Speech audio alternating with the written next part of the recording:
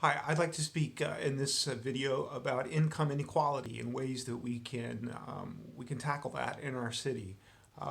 If you've not had a chance to read the Orange Dot report that's been put out by PVCC, you should. It's available online. It doesn't take long to read, but it's very sobering.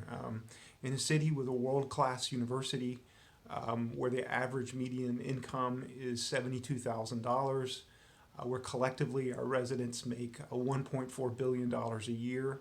Fully 25% of families don't earn enough money to cover the basic costs of survival, so food, shelter, and clothing, plus the costs associated with work, so transportation and healthcare. Now, this sort of thing is not uncommon in university cities. You can imagine the vast stratification that can occur in such a context.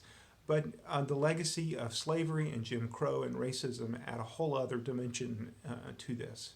Now, so many people all over the city, nearly everyone that I've spoken to, agrees that this is just not acceptable. It's been this way for a long time. We've talked about doing things about it, and some progress has been made, but more needs to be made.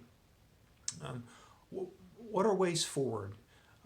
Well, obviously there are two sides to the equation. So there's the cost side and the income side. So what can we do? What are options to lower the costs for people? Obviously, at the top of the list is affordable housing, which is a whole other topic that I discuss. Lowering the cost of housing, which is a huge portion of people's income, would make a huge difference. I think that we should explore better ways to manage childcare, expand the options for childcare. That again would make a significant difference for families. Childcare is incredibly expensive. Doing more to make public transportation reliable. We need to move in frequent, which really comes down to investment. We really need to move from a mindset that sees public transportation as just sort of something for people who don't happen to have cars, to being something that people can rely on day in and day out to get to work on time.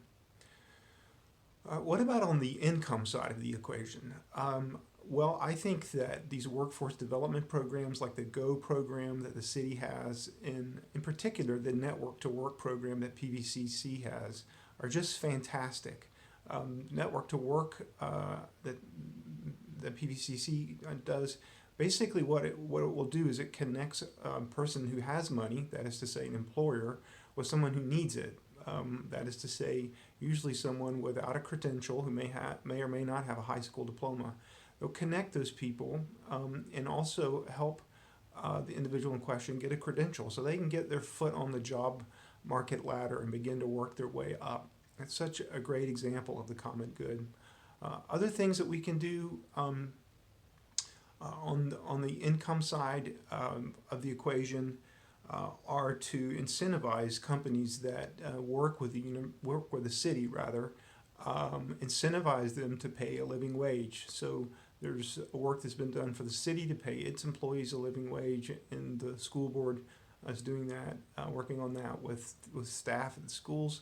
But I think we should try to incentivize people that have contracts with us, with the city, to pay their people a living wage. And then the other piece of this that's really, really important is the Thomas Jefferson Planning District Commission. I think we often lose sight of the fact that all of our problems are regional problems. We cannot solve all of this in a bubble in Charlottesville. So the Thomas Jefferson Planning District Commission needs funding to support a full regional comprehensive economic development plan. And I think that the city should make that a priority to fund.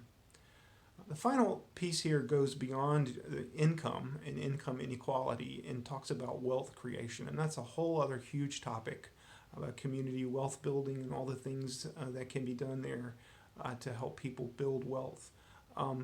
One great example, though, is a habitat house. So habitat houses not only give people a place to lay their heads at night and be safe, but they also give folks the ability to begin building equity so that they'll have something to pass on to their children and be able to create wealth.